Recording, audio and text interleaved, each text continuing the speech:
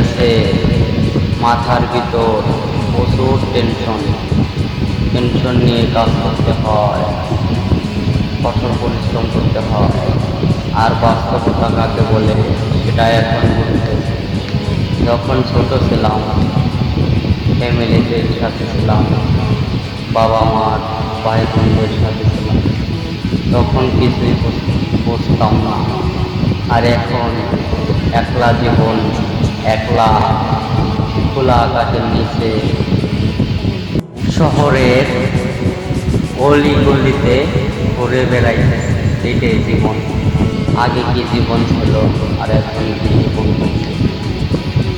একলাই প্রত্যেকটা মধ্যবিত্ত পরিবারের সন্তানরাই বুঝতেছে একলা জীবনটা কতটা কঠিন। আর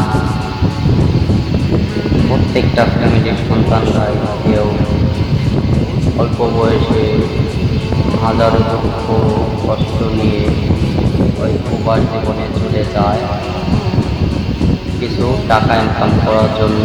নিজের ভবিষ্যতের চিন্তা করে হাজারো প্রবাসী ভাইরা